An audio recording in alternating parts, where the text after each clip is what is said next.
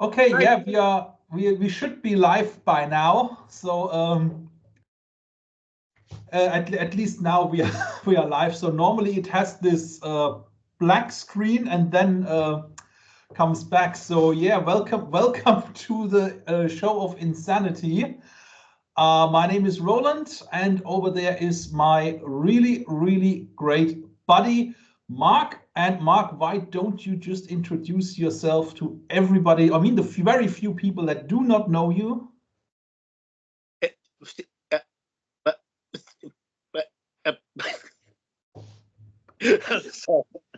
Sorry. Hello. I'm Mark. I live long and prosper. You know, let's put it up there like that. This is my good friend Roland, my brother from a German mother, as one might say. So I said the very few people that do not know you, insinuating. I mean, it is barely visible that you are a tad older than me. In fact, I do look older than you on occasion.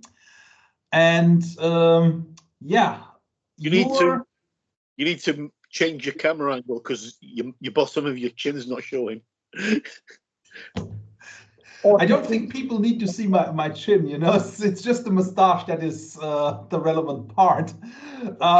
What I was going to say is, yeah, there should be very few people that don't know who Mark Ferrimont is. So let's just say, what was the first time when you worked into a game store? When was that?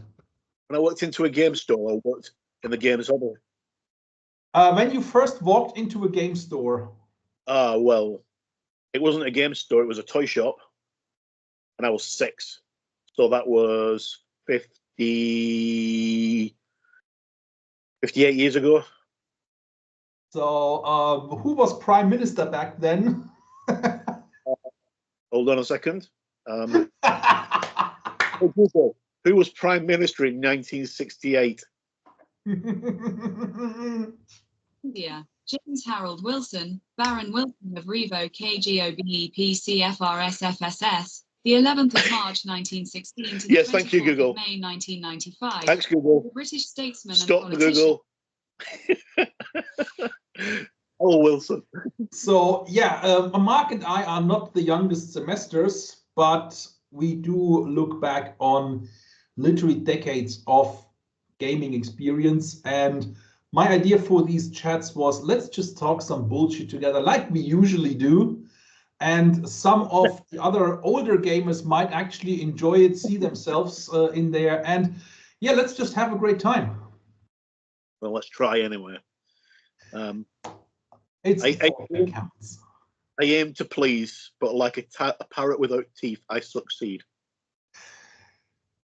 You know, there's always the attempt counts. Yeah, the attempt counts. So we were talking earlier about you actually getting to paint earlier on.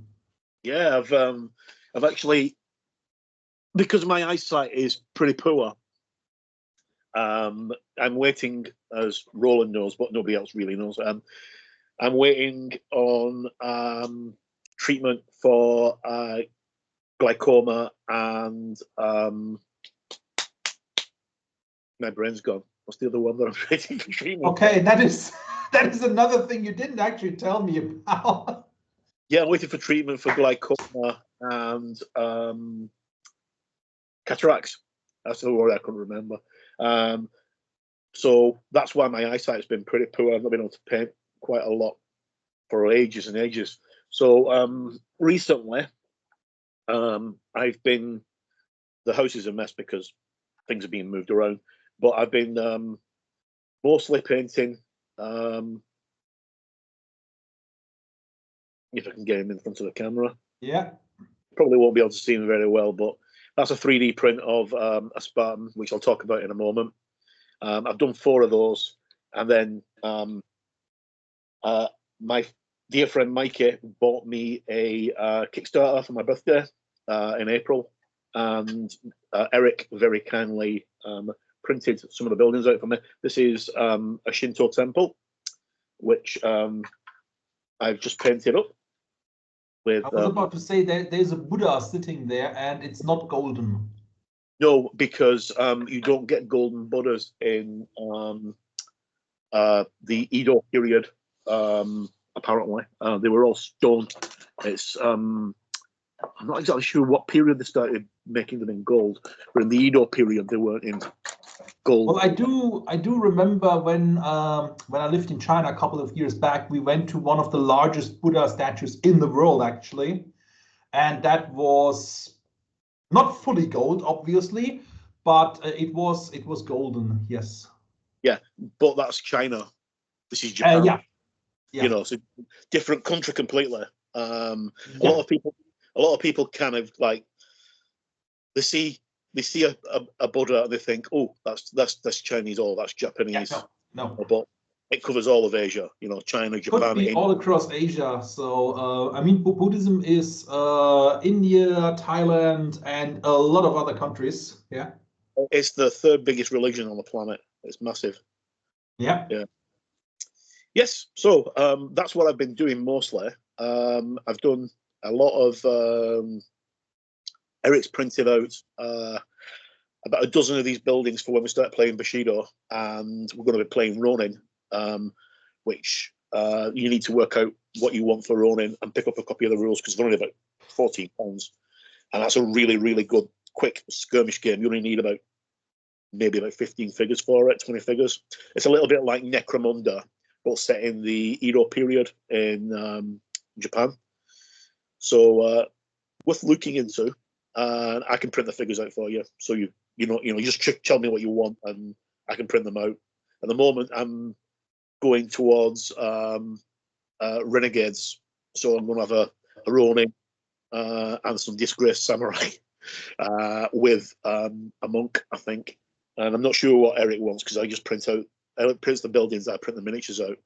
Did you just say the rule set is Bushido? No, that's for Ronin. Okay. It's from Austria Games. Only about £15. It's very good. It's not a new game. It's been around for quite a while. But that's why we've been doing all the Japanese stuff over the past, well, I'd say like 8 months, 9 months since the Kickstarter dropped. So I've got about 150 figures of various things printed up. And just a small selection. Yeah. Well, it's just so we can actually get on and start playing eventually. I don't know if Eric's actually painted any of his figures up yet. He's painted up some of the buildings that he's done. He's doing a big pagoda, which is the next one, which is going to be about 2 feet tall. That's a centerpiece. But we've got enough for a 6x6 easily, or 6x8 table easily. But Bushido's a small scale. just for any audience that we may have in the future, Eric the Machine is one of our friends. He's originally from France. We do not hold that against him. So and he is our terrain printing expert, whereas you are the figurine printing expert in this setting. I wouldn't say expert. I've got enough experience, but I'm not an expert. I've got lots of 3D printers, and I've spent far too much money and far too much time printing stuff out. But I'm not an expert because I still get failed prints. But I try. So that he does. So I can vouch for that.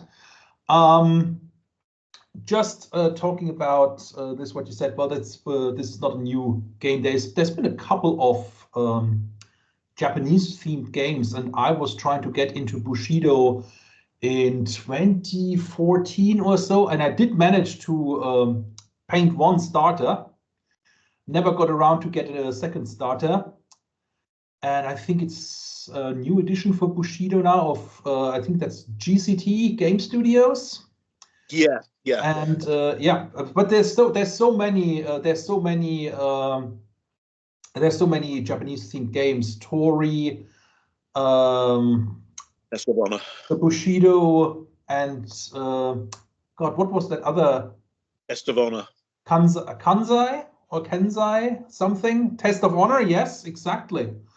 So, and another thing is, Mark and I, we are playing, collecting, trying to get into 1 million of games at the same time. So it's probably you name the game, and either Mark or I know about it. Yeah.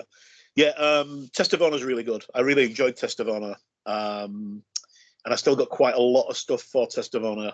I really want to play Bushido because Bushido's got magic in it, and you've got like all the Japanese spiritual things like demons and oni and all that kind of stuff. That's what I want to play, and I've got quite a few files that I can print out so we can actually match it. But with the way Bushido, I think it's the 3rd edition now, works, might even be 4th edition. It's card driven, so you need the cards for the models, as far as I'm aware. But it's something to look at next year, as long as I don't end up falling down a cowboy rabbit hole again. I believe, yeah, and the year before. So I was about to say, whenever a Kickstarter or something for a certain game hit, then you were yee-hawing. Yeah, and you did in fact infect me with that, and I do have what I would say is an appropriate amount of cowboy miniatures, trying to get into another faction of that certain game with the cavalry. And obviously, we are talking about Dead Man's Hand. Yeah, Dead Man's Hand. The guys from Great Escape, 2 thumbs up. Awesome. Mark and Stuart are brilliant, and they do some amazing stuff. Speaking of which, shameless plug. I know probably nobody's going to see this, but 31st of October, Halloween, spooky season. Great Escape Games have their next Kickstarter going live for the mounted cowboys. So basically, you're going to get your cowboys mounted with the same options to build them as unmounted. So they've managed to work the sprues out so you can actually do the models mounted and unmounted. Which is interesting. What would be interesting if these are the same upper bodies, you could just magnetize your stuff. You could do, I guess, yeah, and then you can just magnetize the. No, because I'd rather just have lots of more cowboys. I've got a few. I think the actual official Dead Man's Hand miniatures, I think I've got 110 of the metal and the plastic ones. I think I've got 110. And then I've got all the Kickstarter stuff, which probably works out to about another 50 or 60. And then I've got probably close to 400, maybe 500 3D printed. Yeah. So I've got a lot. And then I've got like Wild West Village and as well, Wild West Town. I am just on the website. They still have the metal miniatures. Yes. They're all going to be replaced in plastic, I think, eventually. But the goal at the moment is to bring out all the gangs. So the good have just been released, the bad are the next one, and then the ugly are coming out in late 2025. So the good is basically all your lawmen and your Legends of the West, stuff like that. You do know. Sorry to interrupt. You do know that Dead Man's Hand 7th Cavalry guy, one of them looks like Custer, as he has a boo-boo in his pants. He has a boo-boo in his pants. Yeah. I didn't know that, but Custer's quite a.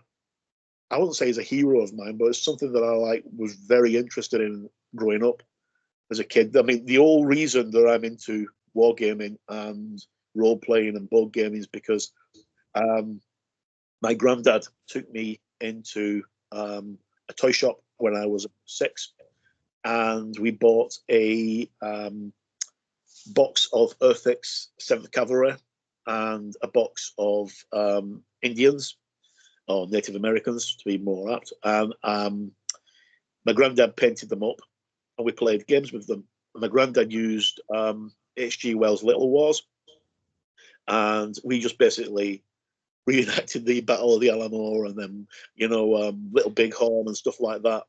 And over the time, got more and more toy soldiers, and for a long while, I had thousands and thousands and thousands of Earthix figures that my granddad painted.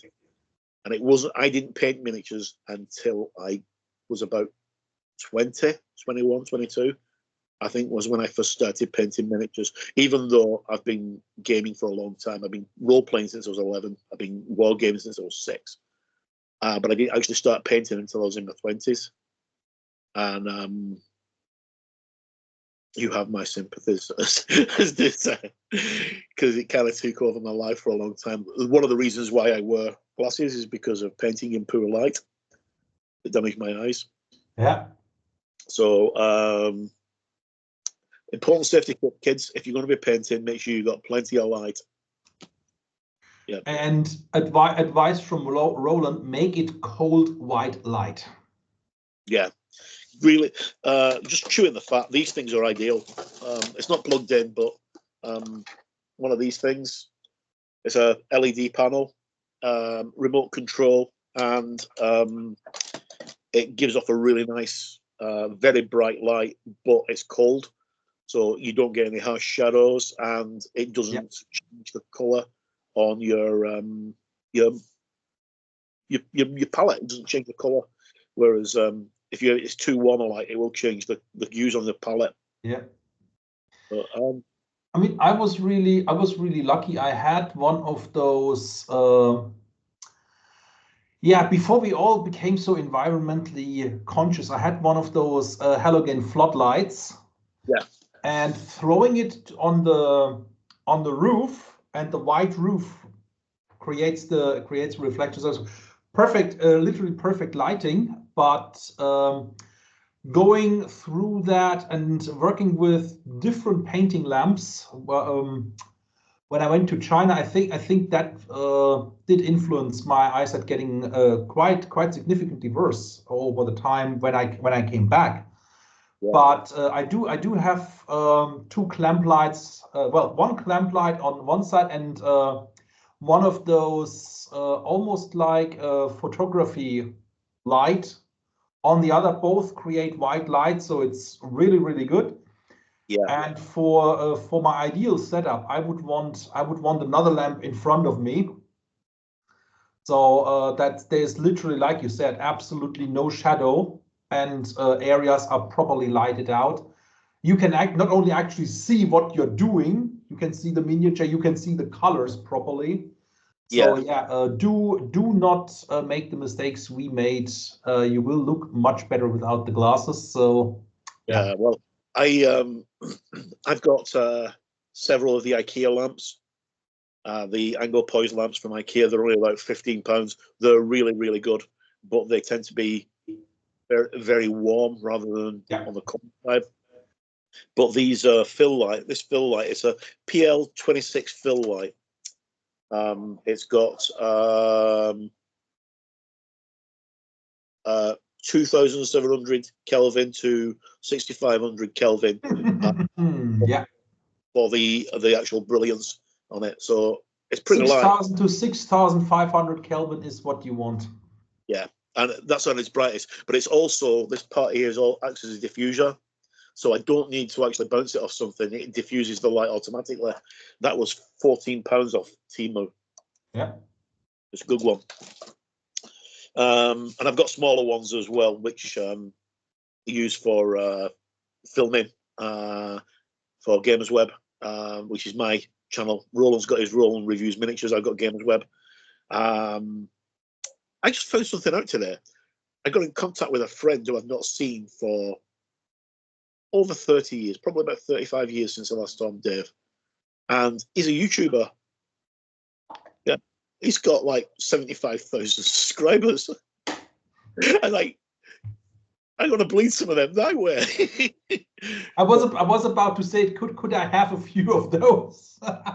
He designs Celtic themed jewelry, and he's a jeweler, is amazing. Which I'm not surprised that he's got some. Is that wait? Give me just is that guy? Does he possibly have a PhD in history? I don't know.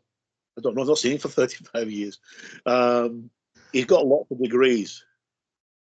Well, because I'm asking because I met a guy. I forgot his name.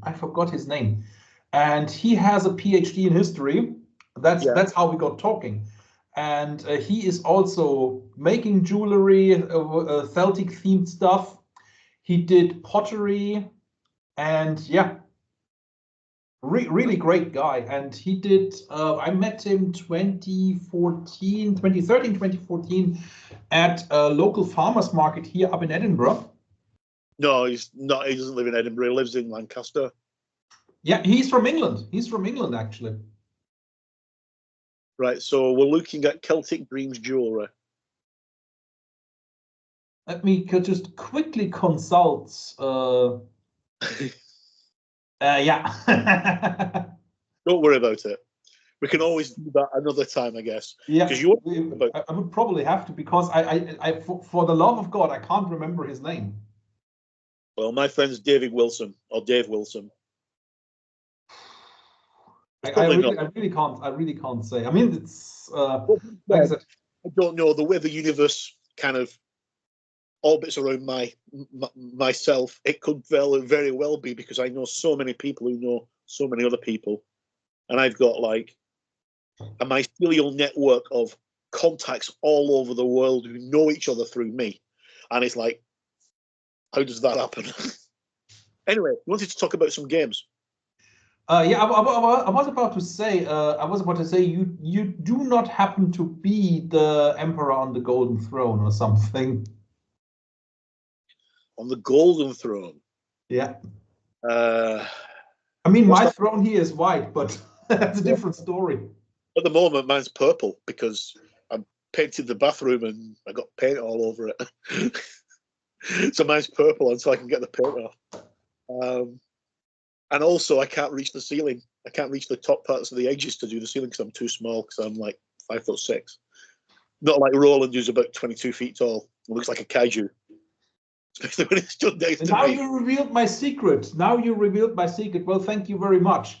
But speaking of that, that was something I did look into, and there was a glimpse of interest of my little one when she saw there is a miniature of Saber Athena. Ah, right, yeah. So yeah, we're going to Pacific Rim now. Maybe not. I mean, I saw interesting stuff, but again, this is the kind of game that I would play for a while and then box it up and put it away, because I'm not made of space. Yeah, but yeah. I was going to say one of the topics that I did want to talk to you about. I got this idea just because I actually called you today. Is you have definitely a metric crap ton of miniatures. Yeah. And that is about 1% of all the miniatures you ever possessed. And probably about 1% now. Yeah, I mean, this thousands, and it's only about 1%. Yeah. How does this bother you or not bother you? Like, do you at some point in the middle of the day think, oh damn, that I do not have this particular set of miniature anymore, or something like that? No, I don't. I don't think about miniatures at all. I don't think about miniatures whatsoever. Heresy! I've got. Excuse me.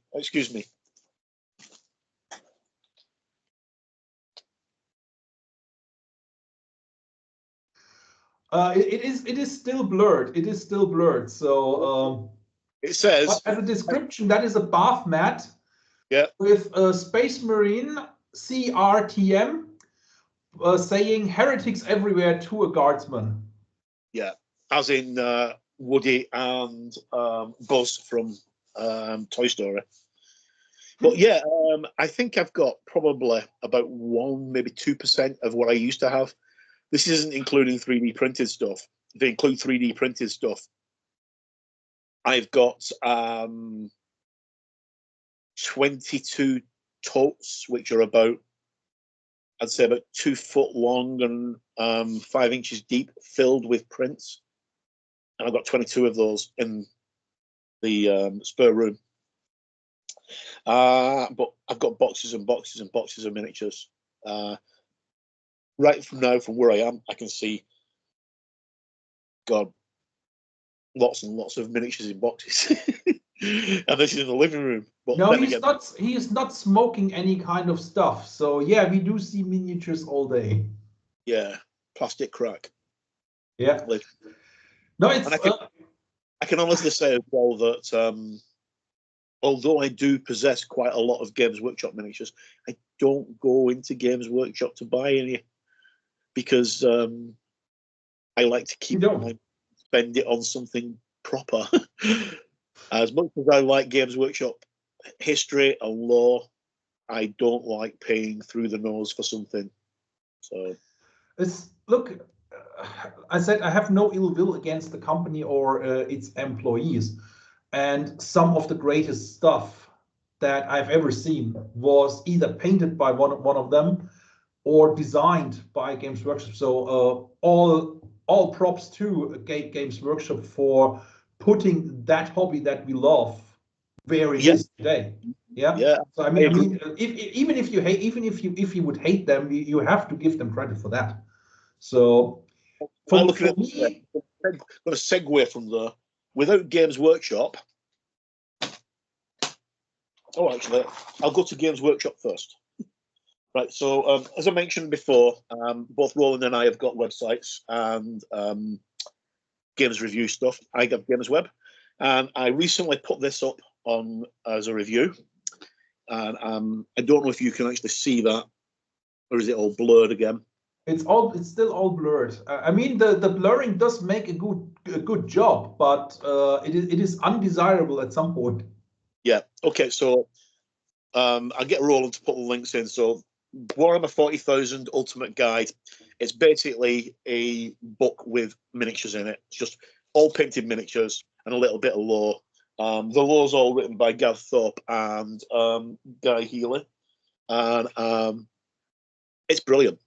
It's really, really good. It's exactly what I want from Games Workshop because it's not rules. It's just miniatures and a little bit of lore. And I put that up on. I got it on Amazon for like £22, and it's not meant to be released until Halloween. For some reason, I got it early, so I put the review up on Gamers Web and put it on my YouTube channel, also called Gamers Web, at Gamers Web, as they say now. And I checked yesterday, and it's on 5,500 views in like 3 weeks, and that's my most viewed video ever. My closest next one to that was like I think was Conquest Last Argument of Kings, which I was one of the only people in the UK who's actually interested in the game, and then I stopped it because nobody would buy it, which is a shame because it looked like a really good game. But isn't that Greek themed game? No, it's a fantasy game. Okay. I'm not. It's from Parabellum. I think that is the game I'm talking about. There is some sort of Greek faction in it or something. I could also mistake this for something else now. But I want to say this about Games Workshop. And I had a crap ton of views on my video for Storm something. Yeah. I even forgot. And I haven't built a single miniature yet. So, but yeah. For one reason or another, whether it is me getting older or Games Workshop's design changing over the recent years, I think probably about the time 2015, 2016, I stopped buying Games Workshop miniatures, and I had so many games in 5th edition with my friends. I have one game with 6th edition, and that's it. So, well, I stopped buying 40k at 8th edition, and I've not played 40k since 5th edition. I've got 5th, 6th, 7th, 8th. Sorry, 9th edition, I think, was the last rules I got, which are still sitting in front of me and not been touched. They're still sealed. But it was the fact that every time they brought a new set of rules out, you have to get a new codex. And as much as I like the lore, I don't like spending out thousands and thousands of pounds on trying to keep my army up to date. And the death knell for me was they released a single figure and it was £45 for one figure. And I thought, nah, I'm not going to bother anymore. It's really the kind of thing. Sorry to segue back. As you were saying about Games Workshop, how they have some like the best designers and best artists and best sculptors and stuff. I wouldn't say that. I wouldn't say it like that. But I think when I got back into gaming in 2008, after 10 years doing FO, I was like, yeah, this is the kind of stuff I want to see. This is the kind of stuff I want to play. And what drove me away from it was, with very few exceptions, the gaming scene was very much an ego trip of several players. And yeah, you can argue, well, that's your community at your local community. But I mean, you get what you pay for, number one, yeah. And at some point, I realized, well, this is no longer the game I enjoy. This is not the way I want to play, yeah. And as a sort of idea, I mean, you know the person I was playing with, and I got here in the UK actually, and we did something. My very only game with 6th edition. It was a one-way road, not only due to the particular player, but one little tweak, and I said, well, let's try the same game, same setup of armies, but we do this instead. I'm not going to go into details, but the game, when we stopped, when the shop closed and we had to bugger off, the game was, instead of 13-0 or 13-1, it was 7-6 for him. Yeah. So, and it is literally, I don't want to completely absolve Games Workshop about the game and the community they have created. I mean, it's for better or for worse in this case. Yeah. So yeah. If you claim the good parts, you have to live with the bad parts. Well, of course you do. That's like, yeah. But it has also created an insight to me when I started to intensively play other games, that other communities are not that extreme. So there is that. So you do have extreme people in every single community, but I don't want to mention the game. I don't think we ever played that. But essentially, if you are an unpleasant person in that game with literally very few gamers, during the game where you are being unpleasant to the other person, everybody else in the community knows, don't play with that person. You have one game, end. So, and that is kind of the thing. I think that reaction is really sad. The kind of thing that you have to, get off by pulling another person down. So, and I think I won one of our games since I'm back since 2021. Yes, and one of them I was actually trying to let you win as well. I was punching dice so you would win because I felt so sorry for you. No, look, I honestly do not care. When I play with you, when I play with Mark, it's more about the bullshit we are talking. It's more about having fun and having a day out with you. I don't have to think about work. I don't have to think about life. Yeah, for these 2 hours, 3 hours, whatever it is, I am literally just feeling good. And one of the things I see going outside of tabletop gaming for a second, did you get the news that Mask is getting new toys? Who? Sorry? Mask, Mobile Armored Strike Command, a TV show from the 1980s.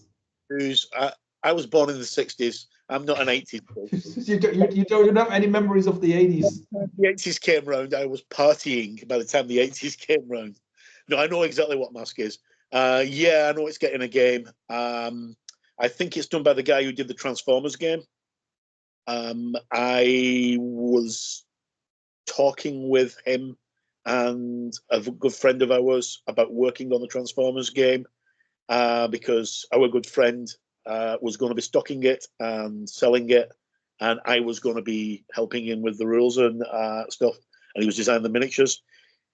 And then, because the guy lives in Australia, and the communication kind of broke down because of the distance, and it didn't go anywhere. But the guy went to Kickstarter, and he's brought this Transformers miniatures game out, and it's doing really well. And I think he's actually officially got backing from Hasbro now, which I don't know if that's the guy. I don't know if that's the guy, but yeah, I had Mask toys when in the 1980s and 1990s, early 1990s, late 80s, and what I'm looking at, a lot of people of our age groups. Yeah. So let's get a bit broader, say from 35 to 65. Yeah. Yeah. We are now in the position that we have the time, have the money, and this kind of stuff is coming out in a time that is, shall we say, extremely challenging for a lot of people. And I see this kind of retro 1980s kind of style in so many things when I even do my shopping. Yeah. And so yeah, that's I think that's great. Member berries, as they say on South Park, member berries, which is why things like Star Wars will drop in nods to all the characters that have appeared before in the latest episodes of the TV series, or Star Trek in the latest thing will put in Easter eggs from the TV series, because do you remember that? Do you remember that? Do you remember that? And South Park calling it as member berries about 3 years ago, and it's very true, very apt. Yeah, going back to what you were saying before about Games Workshop, the one thing that I really what I was trying to say was not so much that the games are brilliant and the games are flawless, because they're not. The games are not flawless and they're not brilliant. Basically, Warhammer 40,000 has not advanced since Warhammer 40,000 came out 40 years ago. It's still exactly the same. I go, you go. I go, do everything, and then you go if you've got anything left alive. Yeah. You can't do that these days. But without Games Workshop, we wouldn't have Bolt Action. We wouldn't have Dead Zone. We wouldn't have My Little Pony. It may sound strange, but all these came out because the people who worked for Games Workshop left and set up their own companies. So people like Alessio Calvatore and John Stoward and Ronnie Renton, they all went off and did their own thing. And Ronnie went off, founded Mantic. Alessio founded Riverhorse, the guys who do My Little Pony. And John went off with Paul Sawyer, who's very, very poorly at the moment, sadly. Yeah. They went off and found Warlord Games. And they used all that knowledge that they built up whilst working at Games Workshop. And without those, this is why I do thank Games Workshop for. We've got a wide palette. Exactly. That's what I was going to say. You have so much choice nowadays in what you want to play. Yeah. Yeah. With who you want to play. Yeah. And one of the things that I am really grateful for after moving away from Games Workshop is that I found so many much smaller companies, yeah, So like you introduced me to Dead Man's Hand, like you introduced me to War Bases, yeah, all these companies that are are out there doing something really, really great that they enjoy. I mean, you have one of the people I really, if they would say, well, I'm doing this because I enjoy this, is Leon from Pendragon Games.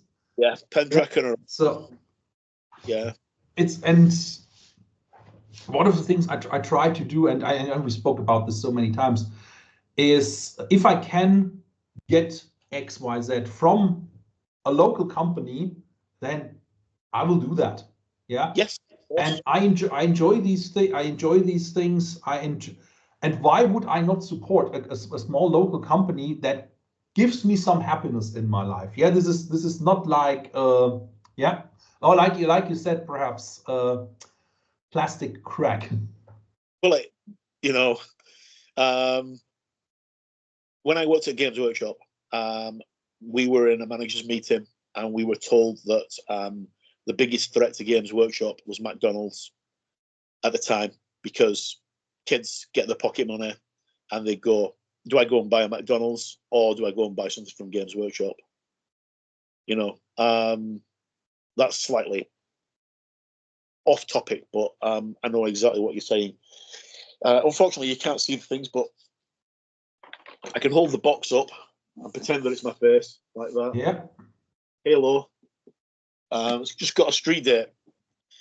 I put my unboxing up yesterday after they announced the street date. It's the 30th of November in the UK and the 15th of November in the US due to Thanksgiving.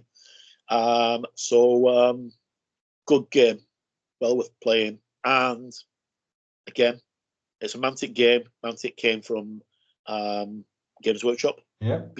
Ronnie started cut his teeth at Games Workshop. I'm not exactly sure. Didn't Ronnie used to work at Orc's Nest? I have no. I think he was the community manager or something. No, before he worked at Workshop, I'm positive Ronnie worked at Orc's Nest. I'm not sure. I don't know. I do know one of our other friends, John Robertson, worked in Games Workshop. Yes, I know very well. I know that John worked at Games Workshop. Yes, and John's a really, really clever guy. John's always reminded me of Brian Ansell, because John, much like Brian, who's like one of the founders of Citadel and former managing director of Games Workshop, Brian could turn his hand to anything. Rules writing, illustration, sculpting, design, anything. And John's pretty much the same. Literally, what put me into the game, and speaking of new games, new editions, Urban War, John's baby, now by Sebastian, and Battle Warriors. Third edition coming out with a new box set end of November, end of this year, early next year. So the rules should be ready end of November. Yeah. And the box set, the new box set, should be ready end of this year, early next year. And for the starter sets, they are switching to CO cast. I don't know if single piece. I don't know if single piece miniature or you have to build them. But Sebastian managed to get one or two people to sculpt two new figures for the Junkers as well as the Viridians, two new character miniatures. And as I said, going back to the 1980s, I mean, Urban War was always this retro sci-fi steampunk style. And Sebastian is going back to the very first edition. So edition 3 should play very much like first edition, like what we played earlier this year. Yeah. Yeah.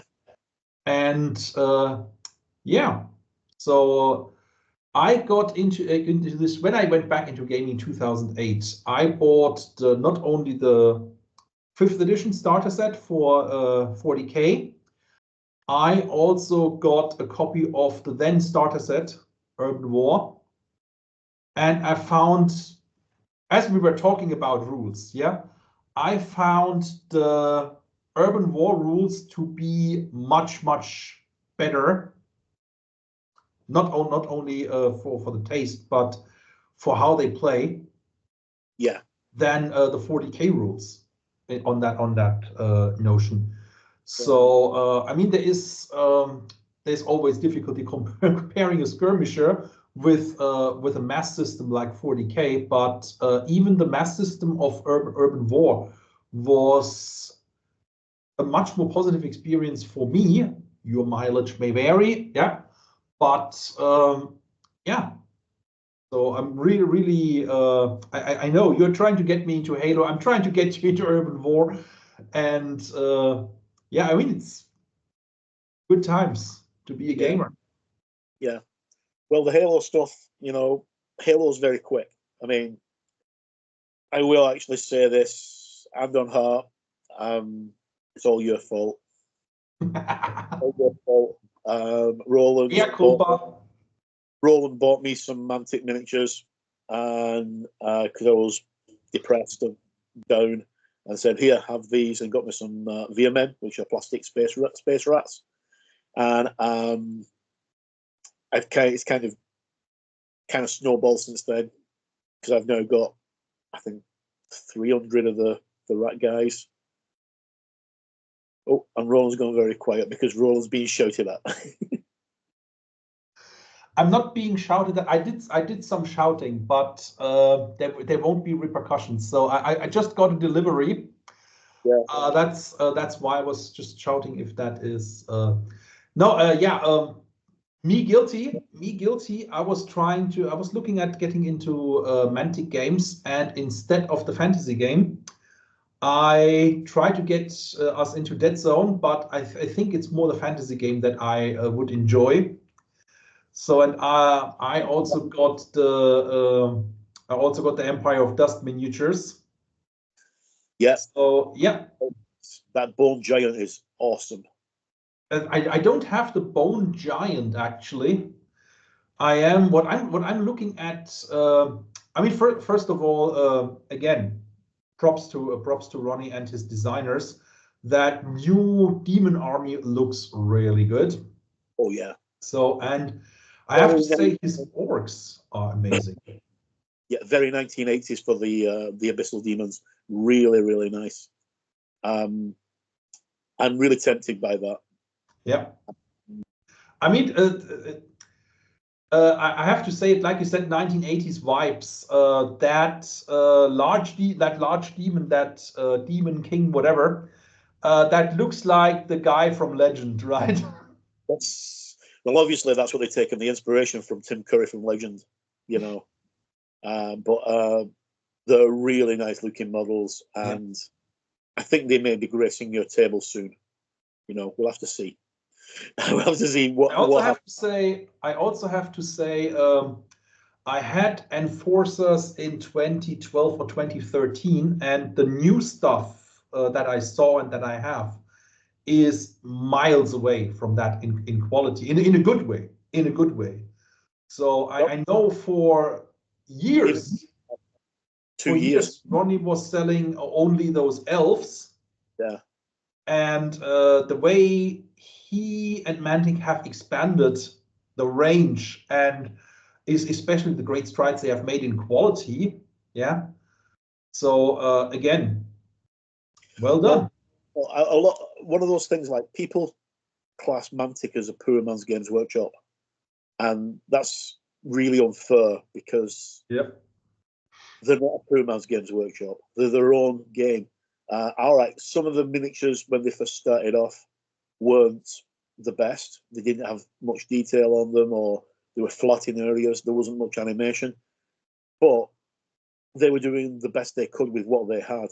But what they did have were games that were very playable and fun, that people could go back to and enjoy.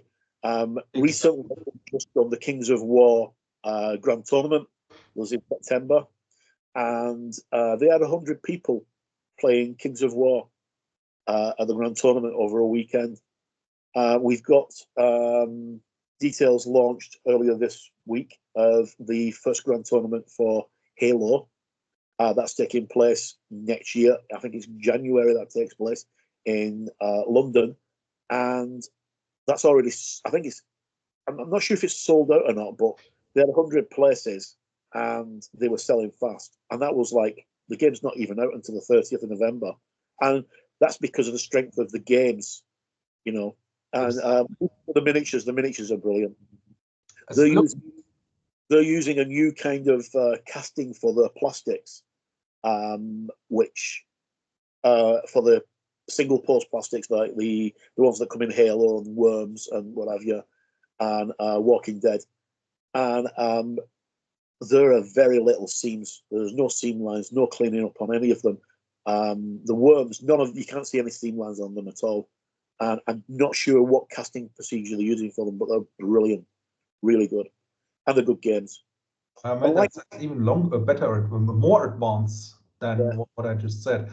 And like you said, when I got my first Mantic miniatures, and both in my German and in the game store here in Edinburgh that we both went to, it was like poor man's Games Workshop. If you don't have, if you are poor, you buy that, and we look down on you because you're poor, kind of thing.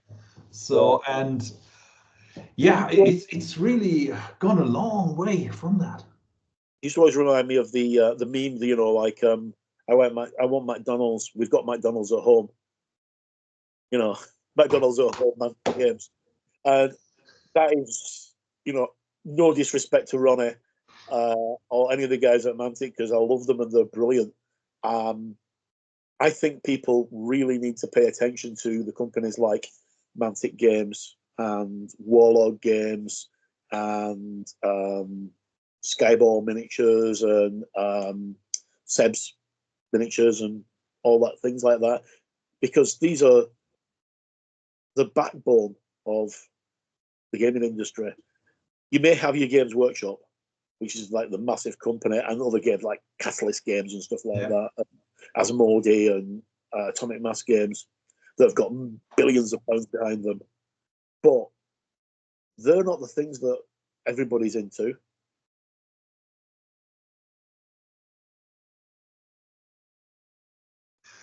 Yeah, just a quick check-in with my wife. She is the one opening my mail. Ah, right. Okay, so when that credit card statement comes through, yeah, I am in serious trouble. Yeah, so I'm just concerned that if anything ever happens to me, my wife or my daughter sells the miniatures that I say I have for the price that I say I bought them. So yeah, I know it's a common meme as well, but yeah. I thought you were going to say delete my browser history then. I do think about buying one of those electromagnets, you know, linked to my yeah. There is quick. Yeah, I'm getting the invoice. Come in a little bit more. Not that long, thank you. I'm going.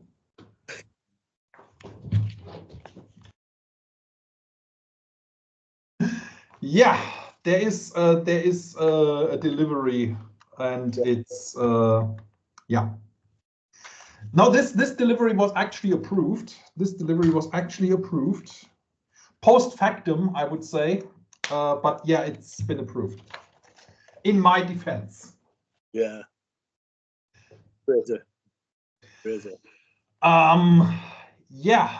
I mean, moving on from or picking up what you said, it is really those smaller manufacturers, those smaller companies with smaller games that are adding a lot of flavor in our hobby. And yeah, I mean that is my takeaway. After I moved here 2010, 2011 from Germany, is really my range of stuff available to me. Well, let's face it, the UK is still the world headquarters in games, yeah, and it really expanded what was available to me. and I enjoyed that very, very much. Yeah, yeah. There's more than just Games Workshop out there, and there's a YouTuber called Discourse Miniatures. She's quite controversial because she speaks her mind, and a lot of Games Workshop fans don't like her because she speaks her mind. She plays the games, but speaks her mind, and she'll tell you, like, spending 90 quid on 3 figures, it's ridiculous. And she coined on her YouTube channel recently about the Warhammer hobby. So Games Workshop don't call it wargaming or gaming anymore. It's the Warhammer, in inverted commas, hobby.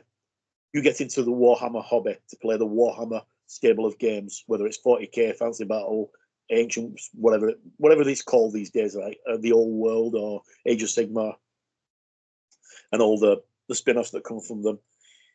You're not wargaming, you're warhammering. Wargaming.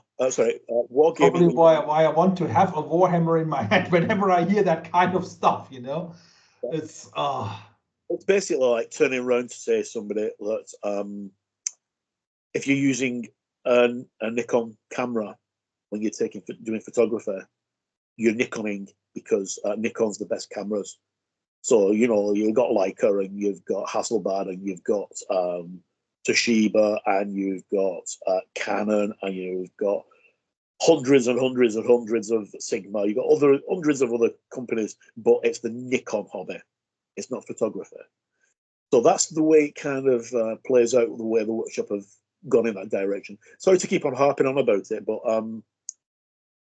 I don't like the ethics, the way that they're going, because it's kind of blinkers people.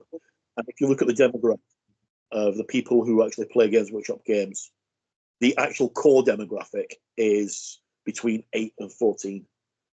Not adults, it's between 8 and 14, because that's what they make their bread and butter from. Because they don't make their bread and butter from 50-year-old guys who've got 3 kids of their own, unless they're selling to their kids. They make their bread and butter from the kids who are just getting into the hobby and are going to be in the hobby for 1 to 2 years, and then they're gone, because they don't want you any longer than that, because they can sell. It does go in a direction. It does go in a direction, like you said. One of my experiences in my German game store was this young guy. I think at the time he was 11, 12, and he just got into Warhammer, into 40k. Bought his starter set, bought his Marines, bought his tanks and stuff, and then it was time for his first game. So, and I don't know what happened, but essentially on Saturday when I was playing, I was working at the time, so I came in and that is this guy's miniatures. So because I was having a conversation with the little boy, with the lad, and I said, yeah, okay, sure, certainly, sure, we can have a game. Oh, I have already a game started, and I said, yeah, okay, you can come any Saturday, no problem. Yeah. And I see his miniature, say, oh, is he coming? I said, no, he's selling his stuff. I said, okay. His dad brought his miniatures around Friday evening, and he's not interested anymore. And I said, yeah, okay. What happened? His first game of Warhammer happened, and going a bit wider than Games Workshop, every community is complaining, but where are the young players? Where is our rejuvenation? And when you then do this kind of stuff to someone who is just starting to get into that beautiful hobby, well, of course you're gonna lose them to a video game. not magic or anything. Yeah, and as there's also a quite infamous player here in Edinburgh. Not the one you're thinking of, not our friend Steven. There was another player who his first game with another player, he started putting 3 knights on the table and said, no, you're not playing 3 knights. So I'm literally like, what is wrong with a person or with people that act like that? So, I mean, if it's really that necessary for you, there are definitely frameworks and occasions where you can do that. But I am working very hard. I have life going on, and I don't want people like you at my table on the weekend when I don't want to see any of that shit. Exactly. So sorry for the rant to everybody, but yeah, this is really kind on my heart for the whole community, whether it's Games Workshop or not. Stop being a dick. That's it. Just don't be a dick. You know, life's too short, too fleeting, and it's over very quickly before you know it. Yep. And you need to enjoy yourself. And when someone's getting in the way by playing, a case in point is a very good friend of mine, Marc and I, who used to work with John at Target. Yep. One of the sweetest guys you know, really nice, was a pathfinder for Mantic.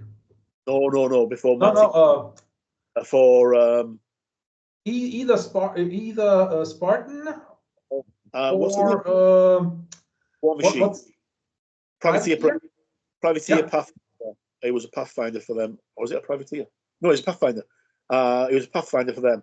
And I had a game of War Machine with Mark, and he played me an introductory game. Absolutely brilliant. I really enjoyed it. On the strength of that game, I went out and bought myself an army. And then I played against a certain player in Edinburgh. My first proper game with my painted army, and I didn't get to do anything because in one turn he completely destroyed me because he destroyed my caster in one turn because he knew the rules inside out and I'd never played the game properly, and that kind of made me not want to play the game again that I just spent like £300 on. That's not the kind of way you do it. And it started. I'm so feeling you. Bragging about it, and I said, well, you know, like, I don't know the rules. It's the first time I've played the game properly. And he goes, oh, you're just a bad gamer. So I said, I'll tell you what, mate, I've got about 1,000 pounds of halflings at home for Warhammer Fantasy Battle, and I know you've got a Fantasy Battle army. Bring your army in and I'll destroy you within 2 turns with my halflings. And he goes, no, I don't play Fantasy Battle anymore. Oh, okay, maybe because you're a bad gamer, and left it at that. And the guy got banned from. I mean, he was really high up on the War Machine tournament scene, and he got banned from tournaments for aggressive playing. You know, overly aggressive. I mean, they did have the slogan was "Play like you've got to play," but I think that was partly down to the rules that they wanted it to be attacking, and you can table somebody in one turn if you have the right figures and spend the right amount of money on them, and the dice will lucky for you. But that's not the kind of thing we want in our hobby. We don't want that. We want to be able to go in and say, there you go, mate. There's your juice. You know, there's your beer, what have you. Let's sit down. I'll teach you to play this game, and we'll have a good laugh. And that's what you want to do. And you want to do that with role-playing experience. Board games, role-playing games, war games, tabletop games, card games. As long when you start putting the overly competitive element in, it changes the dynamic completely. And that's when you start getting the real issues. And that's not the gaming for me. I like to play fun and friendly games. Mainly games that I can pick up and play with friends and teach them quite quickly or be taught quite quickly. I don't want a game where I'm going to have to sit down and read a book that's like 500 pages thick before I can even put a figure on the table. I want something that I can actually go in and go out. Again, I'm totally with you. Yeah. And that is the reason why I play what I play with the people that I play with, which is a very short list. It's a very short list. I don't have time for the bullshit. Yeah. So, I mean, there is this kind of thing. What people seem to forget very easily is that this is a social hobby. Yeah. Yeah. It's unfortunate, but it is not my problem if you choose to be miserable, because I honestly can't imagine that in the long run you are very successful and happy with this kind of attitude towards, yeah, something that should be fun and enjoyable.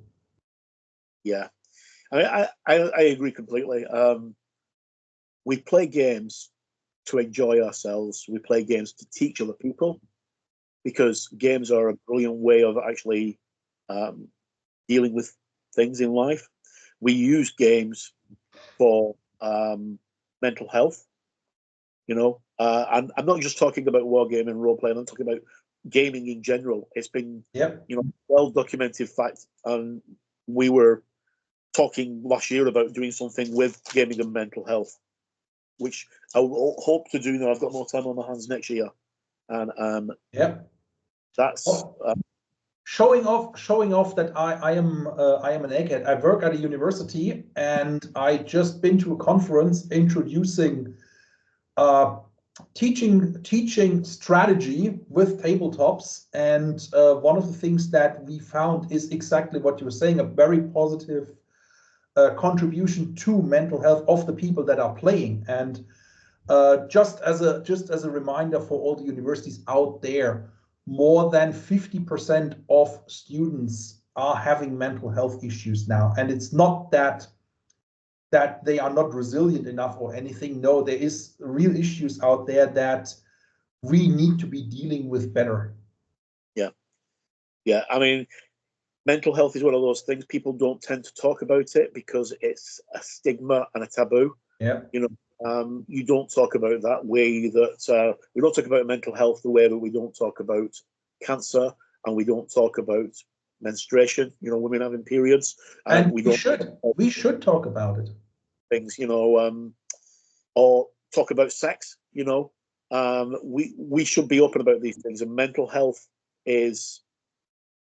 I mean, I've got a neurodivergent son, and he is very hard work, and I love him to pieces, but he is very, very hard work. But he isn't as bad as some people who have neurodivergency at all. But we need help with him just the same way as they need help with the sons and daughters. And I've also got a son who's got mental health issues who won't address them. And it's, it breaks my heart every time that I hear that he's done something that he won't face up to the fact that he's got an issue, problem. He just hides the fact. But anyway, one thing I realized is that people tend not to talk about it, especially if it's their own issues. Yeah. Until they reach that point in their life where it suddenly hits them in the face. Well, if I go one step further, I will probably not be here anymore tomorrow. Yeah. I was at that stage, and from there on, I became very, very conscious about not only my own issues, dealing with it hopefully a lot better now, and also finding it easier to speak to other people about their issues. And I don't want to say I have a radar for it, but there were several occasions in those 3 years that I have been working at the university where I said, this person has this problem. If we do this, this is what's going to happen. And very, very lucky, I have to say, that the people I work with take my opinion on that matter serious, or took my opinion of that matter serious. And again, touching wood, not many things escalated at this university to the point where, in my remit, where I say that's something that could be on the news and make us look bad. Yeah. Yeah. So there's one issue where I say, in hindsight, we could have dealt with better, yeah. But I think the way that it was then dealt with once it was addressed is something that we as a university can be proud of, that we as people can be proud of, and the family of that person said as much. So this is really something, yeah, not as expected, especially after the initial situation. And but I do see that on this particular issue, yeah. Here in the UK, people tend to fall into two characters. Is either they are aware of it, concerned about it. We do have a minority of people that is abusing this situation of awareness, yeah. But we have also still a large I would hope it's a minority now that says doesn't exist, yeah. So there is not on the mental health not on the mental health side. I had a conversation with someone we both very well know, and I said, well, should A, B, C, D, and no.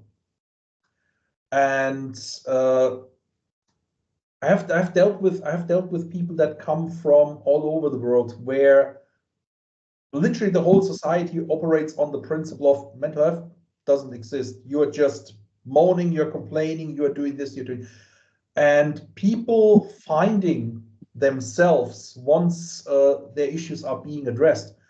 And I know one young man in particular comes to mind immediately, who once he faced his issues, and his issues were addressed by us as a university, his abilities, his performance literally went through the roof.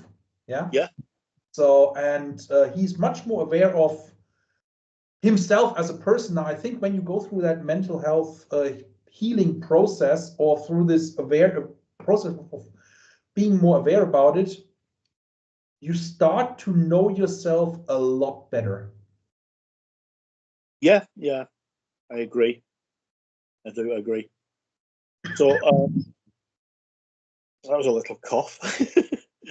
Yeah, I'm trying not to be so bad and interrupt you. That's all right. Yeah. So looking forward, 2025's only around the corner. Yeah. Got a lot of stuff coming out in 2025 that I think we're going to enjoy. We've got more Dead Man's Hand stuff. Yeah. Void 3rd edition. Yeah. Void Urban War 3rd edition. Yes. Yeah, Urban War 3rd edition, isn't it? I wouldn't be surprised if we see a new edition of Kings of War from Mantic, which, because they tend to do one every 12 months or 18 months or so. Halo's going to get expanded because they've got a roadmap for at least 3 years, maybe 4 years on that at the moment, which is brilliant. Fallout, awesome game. Fallout Factions is going to go through the roof next year, because I think it's once the TV series is getting their 2nd season, and it's being fast tracked. And the 1st season was brilliant, and people I loved it. Loved it. Even people who never, like my daughter, doesn't know anything about Fallout. She watched it and she absolutely loved it. There is, well, my daughter is, my wife asked her something, and the little one, okie dokie. Okie dokie. So yeah. So what are you excited about for 2025? Well, my roadmap for 2025 is very limited, I have to say, because I am now a student again from or since October 1st, yeah. And with the situation that we are getting my parents-in-law over to the UK, yeah, I am going to focus on finishing my Urban War and Metropolis armies. I'm still pestering Sebastian every now and then to update the Metropolis rule set to what he is doing with Urban War 3rd edition. Then another thing I have in my possession already is 2 starter factions of Last Saga, a game that came out, I think, 2013-14 as well.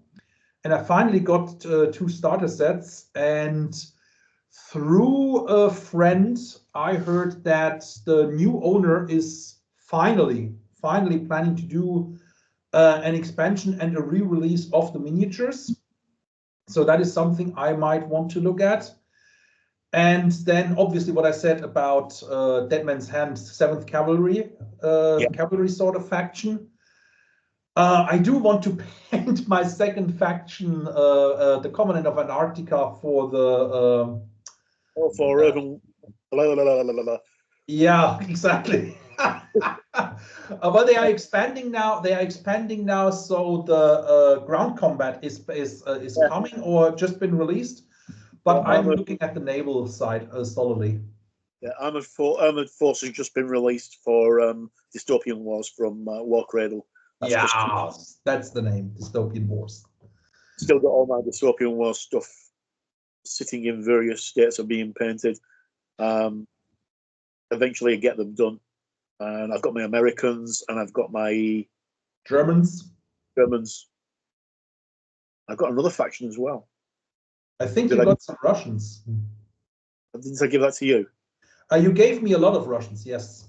Yeah. So it's not the Russians. I think I've got 3 factions. Well, we have French as well, or the Turks. I've got the French from when Dystopian Wars was.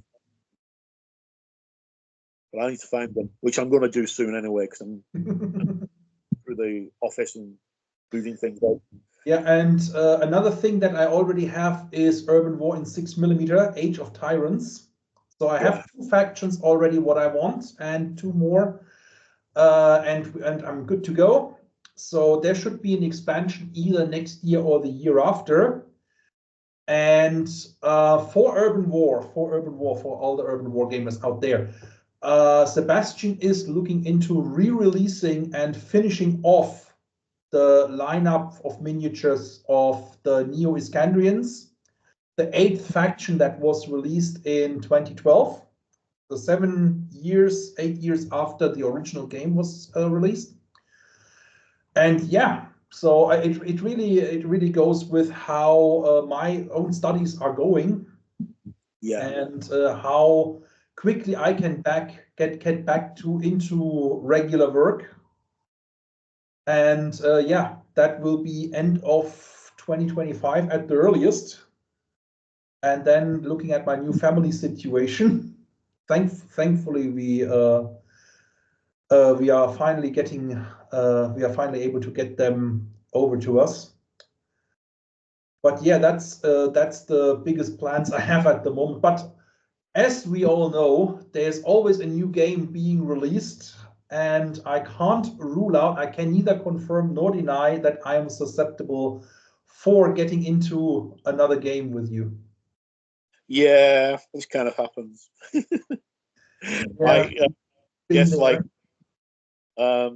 quite a few games that we've got that are still sitting finished and not played. Like what's the Legion? Star Wars Legion. Yeah, Star Wars Shatterpoint. All my stuff's done for both of them. Yeah. Oh, Team Yankee. Speaking of that, that is on my painting table after the next army. I do have a couple of miniatures to paint. Well, the next thing on my gaming table is an old school painting with MP miniature paints, painting a Viridian sniper team. So I'm literally just assembled them and got the primer out last night. So on my YouTube channel, very soon, a painting stream of priming and painting my Viridian sniper team for Metropolis. Fantastic. Well, I think going forward for 2025, health permitting, of course, because my health's been very poorly for the past 2 years, it's going to be getting all my firefight and Dead Zone stuff done. And I've got like 3 starter copies of Firefight. which is 4 armies. So, and then Dead Zone. I've got quite a lot of stuff for Dead Zone as well. Getting more stuff for Kings of War. Then I can actually do Kings of War as a Pathfinder, because I don't have very much painted for Kings of War apart from my ogres. Your That's ogres. all. Yeah. Getting my dream project up and running, which is my fantasy game that I might dig out and finish off, because I've got enough giants now to actually do it. And then working on the 2 miniature games that I've got planned away, one of which is with you. In fact, both of them really are with you. And then I've been asked to work on a couple of projects for a couple of different companies. Whether that happens or not is a different matter. And more or less going forward, keeping my nose clean and keeping painting and keeping on gaming and doing stuff like chewing the fat with you, because that's what keeps me sane. That and my Yeah, cat. same here, brother. I mean, that's something I totally forgot. Unfortunately, Mark and I are also working on our own games. So, and one of these games is a Vietnam-themed skirmisher, as well as a mass system that we, yeah, I don't think we can finish it next year, but No. I mean, you never know. There is definitely there's definitely options for weekend and late sessions so that we can get this off the ground. But yeah, the armies are painted. The armies are painted, and so are the armies for my aliens and colonial marines. And yeah, I mean, perhaps in closing, one thing I do want to do with these two games, I want to make them very simple and accessible, so that oh, my little one. Flexible 3D printed facehugger from Temu. It's for you. You know, there is one thing that since you're bringing this up, there is actually a scarf and a face warmer that looks like a face hugger. I was so tempted several times. So tempted several times. Yeah. Well, I know that you can't really make anything out, but this came in my Temu delivery today. You can see that it's a big bag. There's a big bag, yes. Yeah. It's not just a big bag. If I can open the top of it and show you. It's designed. Oh, hang on, that's closing it, isn't it? It's got a miniature compartment at the top. They've got a compartment to the side for you to put books in and travel and what have you. And on the inside, there's also a thing that you can actually put a battle mat underneath it. And it's got straps on the back. Yeah. £24 on Temu, but I got a voucher and got it for free. So free is the best. You know, I was looking into getting one of those KR backpacks. I use only KR boxes now, but I can't bring myself to buy the KR backpack. I find it actually quite reasonably priced, but I have a KR for 2 of their standard size things, and somewhere in storage I have one for 3. So I think getting a backpack would be a bit excessive, and I might get into trouble with She Who Must Be Obeyed. man, she's gonna kill you if she ever watches this video. Highly likely, but she is lucky for me. She's not that much into YouTube. So yeah. Right. Well, I think we waffled on for an hour and a half, which is quite old. So what I'd like to say to everybody is, no matter where you are in the world, please stay safe and look after yourself. Get a friend into gaming. You'll never forget. You never forget. You know, you won't regret it.